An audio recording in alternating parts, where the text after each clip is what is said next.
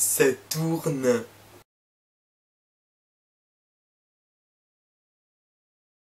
Bonjour à tous, c'est Goldring pour une nouvelle vidéo. Aujourd'hui on se retrouve pour mes prédictions de la carte de WrestleMania 33. Donc vous allez voir, j'ai pas fait trop de folie, j'ai pas mis de trucs improbables.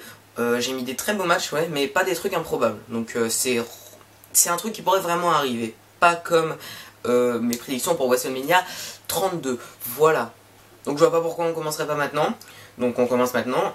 On commence par le pré-show, il y a 3 matchs dans le pré-show. Je vous le dis tout de suite, j'ai dû faire des choix. Parce qu'il y a trop de titres actuellement. Il y a beaucoup trop de titres. Enfin, il n'y en a pas trop, mais il y en a trop pour tous les défendre dans un pay-per-view, même au WrestleMania. Donc j'ai mis 1, 2, 3, 4, 5, 6, 7, 8, 9. J'ai mis 9 matchs dans la main card et 3 matchs dans le pré-show. Ça me paraît correct. Donc dans le pré-show, on commence tout de suite par la Andre the Giant Memorial Battle Royale. Dedans, on va dire qu'ils sont une trentaine. Hein. On fourre tout le monde.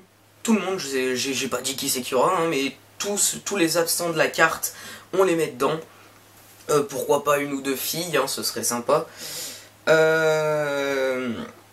Donc Sami Zayn la gagne. Sami Zayn, oui. Donc, oui, j'ai pas mis Sami Zayn dans la carte, parce que je ne savais pas où le placer actuellement. Mais oui, Sami Zayn la gagne. Bah ça lui ferait du bien. On enchaîne avec un match pour le SmackDown Women's Championship. Oui, j'ai mis le SmackDown Women's Championship dans le pré-show. Parce que pour moi, la division féminine de SmackDown n'est malheureusement... Ah, c'est pas qu'elle est pas à la hauteur, elle est largement à la hauteur. Mais je sais pas, j'ai dû faire des choix. Parce que 10 matchs dans la main card, c'est beaucoup trop. Donc j'ai dû en enlever un et malheureusement j'ai enlevé celui-là. Donc voilà, donc pour le SmackDown Women's Championship, Alexa Bliss défend son titre contre Mickie James. Oui, vous allez me dire c'est du foutage de gueule de mettre ça dans le pré-show, mais écoutez, c'est pas grave, hein. Quand vous verrez les matchs que j'ai mis dans le main show, je vois pas. En fait, dans le main show, il n'y a pas un seul match que pour moi je pourrais enlever. Et celui-là, c'est celui qui me paraissait logique de mettre dans le pré-show. Voilà. Dernier match du pré-show, Big Show contre Shaquille O'Neal. Ça va être dégueulasse, hein, mais on s'en fout de toute façon. Puisque c'est annoncé, on n'a pas le choix. C'est annoncé, je suis obligé de le mettre. J'ai mis en Body Slam Challenge parce que, bon, allez, pour quitte à que ce soit dégueulasse, autant que ce soit dégueulasse jusqu'au bout. Donc voilà, c'était le dernier match du pré-show. Bon, je sais que c'est le dernier match, sûrement le dernier match du Big Show à la WWE. Donc voilà, ce sera quand même un bon moment, peut-être 10 minutes de match, voilà, ce serait sympa, ce sera émouvant, mais ce sera dégueulasse. On passe à la main card et accrochez-vous. On commence par le premier match qui est un match pour le Raw Tag Team Championships, un Tornado Tag Team.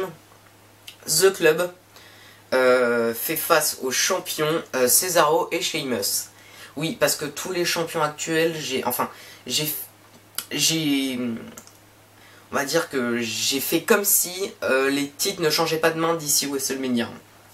Donc Cesaro et Sheamus défendent leur titre contre The Club. The Club remporte ce match, bien sûr, parce que je refuse de voir plus longtemps Carl Anderson et Luke Gallows jobber. C'était une des équipes les plus badass à la New Japan. Et là, ils sont utilisés comme de la merde, donc je veux les voir champions, clairement. On enchaîne avec un match simple entre Triple H et Seth Rollins. Bon, ça, il n'y a pas trop de surprises, hein. Rollins remporterait ce match, bien sûr, puisque Triple H, tout le monde le sait, c'est un jobber de WrestleMania. Non, mais clairement, ce match peut être très bon, comme il peut être dégueulasse. Ça dépend comment il le book. Ce match, pour moi, il ressemblerait à peu près au Triple H Ambrose qu'on avait vu à Roadblock 2015, mais en meilleur, parce que Ambrose est clairement moins bon que Rollins. On enchaîne avec un No Holds Barred match entre Goldberg et Brock Lesnar. Je m'en bats les couilles, clairement, je m'en bats les couilles de ce match, mais c'est presque sûr que ce sera dans la carte. Donc j'ai mis en No Holds Barred pour que ce soit un peu plus crédible et un peu plus sympa à regarder. Parce que bon, Goldberg-Lesnar, tout simple, ça m'intéresse pas du tout. Bah alors en No Holds Barred, ça peut être légèrement mieux. Ça peut être même clairement mieux. Ça peut même être un très bon match en No Holds Barred. Une victoire de... Là par contre j'ai pas dit. Une victoire de Goldberg ou de Lesnar? Bah allez, on va dire une victoire de Goldberg, parce que Lesnar, bon bah voilà. Goldberg c'est un vieux, Lesnar c'est un vieux. Sauf que la différence entre les deux, c'est que Lesnar il me casse les couilles. Voilà. Lesnar, j'en ai ras-le-bol en fait, parce que c'est un mec qui paraît invincible. Et il catch 4 fois par an, et quand il arrive, il démonte des gars. Donc j'ai envie qu'il perde à WrestleMania, comme contre Triple H, dans un match Knowles Bart d'ailleurs, bah tiens, j'avais pas fait exprès. Et puis après, il peut redevenir une genre de bête, mais pas une bête invincible. Quelqu'un qui peut perdre. Et pas genre qu'on nous enlève ce délire de Suplex City. C'était sympa pendant un an ou deux, mais là je commence à en avoir ras-le-bol dès qu'il y a un match de Lesnar, c'est des souplesses, des souplesses, des souplesses, et puis il finit. Donc voilà. On enchaîne avec un match SmackDown contre Raw, un champion contre champion. Le champion intercontinental, le Miz, j'allais dire défense en titre, non, juste The Miz contre le champion des États-Unis, Roman Reigns. Alors, ce match peut être très bon, puisque on a un brawler contre un technicien, mais j'imagine mal ce match être très bon, vu comment il book actuellement les matchs de Roman Reigns. Donc je suppose que ça va faire un match dégueulasse, mais je croise les doigts parce que si ça arrive, et ça pourrait faire un très bon match. Mais bon, faut pas non plus rêver. Ensuite, sûrement un des meilleurs matchs, si ce n'est le meilleur match du show, un ladder match pour le Cruiserweight Championship. Rich Swann défend son titre contre Noam Dar, TJ Perkins, Brian Kendrick, Sin Cara, Neville, Tony Nese et Gran Metalik. Mais quelle affiche de rêve! Alors c'est un match qui pourrait clairement arriver, mais ce serait magnifique! Genre imaginez un ladder match avec Gran Metalik, Sin Cara, Neville, TJ Perkins, et puis même des techniciens comme Noam Dar, comme Brian Kendrick, ce serait ouf! On a un mélange de styles qui est incroyable. Donc Neville remporterait ce match, parce que je veux le voir en tant que Cruiserweight Champion. Non pas parce que j'aime son heel turn, son heel turn me dérange pas, mais je me suis pas non plus emballé, c'est juste parce que il a bien besoin d'un titre, il a bien besoin d'un titre, Neville. J'aime beaucoup Noam Dar, j'aimerais bien le voir aussi remporter, mais bon, dans un ladder match, Noam Dar qui gagne, c'est un petit peu chelou, vu qu'il est technicien, il est pas voltigeur. Et bon voilà, j'ai mis quand même deux gros techniciens, Noam Dar et Brian Kendricks, pour équilibrer un peu le tout, pour pas qu'il y ait que de la voltige, pour qu'il y ait un petit peu aussi des prises un petit peu, comment dire, un petit peu plus techniques, voilà.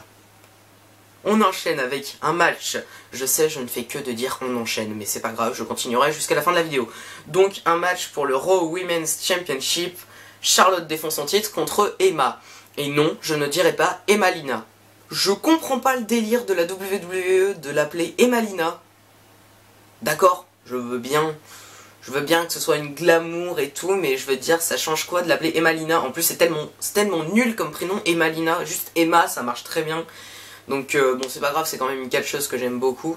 Donc même avec son nom de merde, je veux bien qu'elle remporte le titre à WrestleMania, ce serait bien stylé. En plus contre Charlotte, avec sa série d'invincibilité en pay-per-view, qu'elle perde à WrestleMania, ce serait bien stylé, surtout contre Emma. D'ailleurs, Emma, on t'attend. Viens, s'il te plaît. Sauve la division féminine de Raw. S'il te plaît. Je t'en supplie. Arrête avec tes spots de merde. Viens.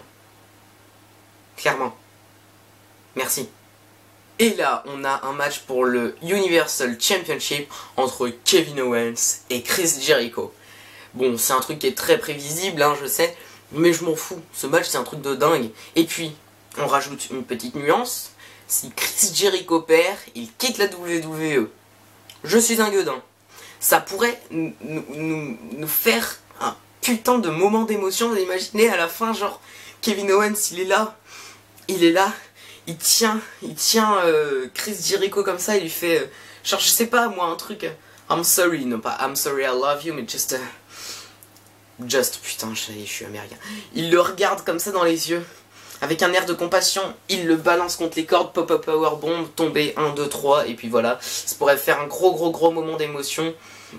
Même si Kevin Owens est heel, ça pourrait quand même donner un truc bien stylé. Donc Kevin Owens conserverait son titre, hein, bien sûr. Parce que, bon, Chris Jericho pourrait gagner aussi, ce serait bien stylé. Mais j'ai bien envie de voir Kevin Owens conserver son titre à WrestleMania. Ce serait cool de lui donner une victoire à Mania, donc voilà. Avant-dernier match, et non, ce match n'est pas le main event, je m'expliquerai pourquoi. Est-ce que j'ai mis une stipulation? Je sais plus. Non, voilà, j'ai pas mis de stipulation. Undertaker contre John Cena. Je vous dis clairement, ce sera un match dégueulasse. Enfin, non, pas dégueulasse, mais ce sera pas un très bon match. Mais on s'en fout, bordel. On s'en fout. Il y a des gens passé un temps qui voulaient Sting contre Undertaker. Est-ce que ça aurait été un bon match? Non, ça aurait été mauvais. Un mauvais match. Mais on s'en fout. C'est une affiche de rêve, je veux dire. Je suis pas réellement hypé, mais je veux dire, Taker, pour moi, il aurait dû arrêter, je l'ai déjà dit pas mal de fois, mais je le répète, Taker, il aurait dû arrêter sa carrière à WrestleMania 28, The End of an Era, c'était stylé, dans un Hell in a Cell match, 20-0 en plus, c'était vraiment stylé, mais non, il a voulu continuer, donc quitte à continuer, autant qu'il s'arrête contre l'adversaire parfait. Et pour moi, l'adversaire parfait, pour remettre Taker à la retraite, et bah c'est John Cena. Donc je ne dis pas que John Cena avait gagné ce match, pour moi Undertaker doit gagner son dernier match, mais la stipulation, puisque s'il y en a une en quelque sorte, c'est que dans tous les cas, peu importe le résultat, c'est le dernier match de l'Undertaker. Last Undertaker's match. C'est quand même stylé. Je n'ai pas mis ce match en main event parce que le match qui arrive est pour moi plus apte à être en main event, déjà parce qu'il y a la ceinture WWE en jeu, et puis en plus parce que AJ Styles en main event de WrestleMania c'est bien stylé. Je l'ai pas mis aussi en main event parce que ce serait une erreur de mettre un match moyen en main event. Pour moi, il faut mettre un très bon match en main event, pas comme l'année dernière. Parce que l'année dernière, bah, c'était vraiment pas terrible le main event. Donc, je sais, j'ai beaucoup dit main event, mais je m'en fous. Voilà, donc on passe au main event qui sera AJ Styles, le champion WWE qui défend son titre contre, et oui, j'ai toujours pas parlé du Royal Rumble, le vainqueur du Royal Rumble, Bray Wyatt. N'est-ce pas stylé comme affiche? AJ Styles, le grand, the phenomenal one, qui défend son titre contre Bray Wyatt. Bray Wyatt, ça fait pas mal de temps que tout le monde veut qu'il remporte un titre. Même moi, ça fait depuis 2015, parce que 2014, pour moi, 2014, ouais, non, quand même pas. Ça fait depuis... Ouais, si, 2014 aussi. Ça fait depuis 2014, en fait, que je veux qu'il remporte le titre mondial, mais c'est jamais arrivé. Et pour moi, bah là, c'est l'occasion parfaite, je veux dire. Il est en équipe avec Orton, il vient de perdre sa ceinture. Alors imaginez juste si genre pendant le Royal Rumble, les deux derniers au Rumble, c'est Orton et Wyatt. Et bah les deux se regardent et genre et puis t'as Bray Wyatt qui demande à Orton de sortir, de passer par-dessus la troisième corde et de descendre. Donc Orton il aime pas trop forcément, et il passe par-dessus la troisième corde. Et au lieu de descendre du tablier, et ben il revient dans le ring et il commence à castagner Wyatt. Et il essaye de le faire passer par-dessus la troisième corde, Wyatt se rattrape et il élimine Orton. Voilà. Donc Orton vient de trahir Wyatt, Orton a refait son face turn, c'est cool.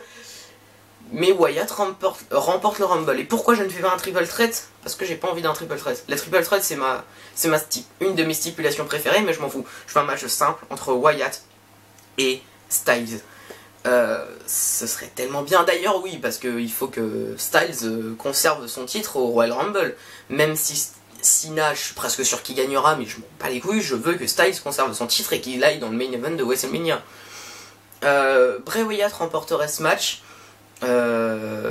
Parce que j'ai décidé, parce que je l'ai déjà dit, il faut qu'il remporte son premier titre mondial et que j'en ai ras le cul de voir au main event John Cena et Dean Ambrose, parce que c'est clairement ça. Le règne de AJ Styles s'est limité à John Cena et Dean Ambrose, et ça commence à m'énerver. Il y a beaucoup de personnes à SmackDown qui seraient aptes à devenir des main eventers. Il passait un temps, il nous avait mis Dolph Ziggler, aspirant numéro 1 au titre. Donc c'est cool, ouais, on aura Ziggler contre Styles au Royal Rumble, c'est cool quoi. Ziggler, en plus de faire SummerSlam, il va faire Royal Rumble, c'est bien, il confirme son statut de main eventer. Mais même pas, parce qu'ils nous ont mis en main event de SmackDown et finalement ils nous remettent Cena, donc ça commence à m'énerver. C'est clair que ça peut être un très bon match au Royal Rumble, mais j'ai envie de voir d'autres personnes en main event, d'autres personnes qui seraient carrément capables d'avoir des matchs pour des titres mondiaux. Je pense à The Miz, je pense à Ziggler, je pense à Wyatt, mais je pense à d'autres aussi, comme Corbin. Bon, Corbin ils l'ont mis, mais bon, ça va pas durer. Il y a qui d'autre? J'en ai pas réellement en tête comme ça, mais il y en a pas mal à SmackDown qui mériteraient d'être à la course au titre mondial. Et c'est dommage qu'ils mettent que Ambrose et Cena. Donc voilà, Wyatt il peut ramener un vent frais, et puis en plus, Wyatt et Styles, ce serait leur premier main event de Mania, et ce serait vraiment stylé. Donc voilà, j'espère que ma carte et que la vidéo vous a plu. N'hésitez pas, comme je vous l'ai dit, à m'insulter en commentaire pour mes cheveux parce qu'ils sont dégueulasses. Et puis je vous dis ciao pour une nouvelle vidéo.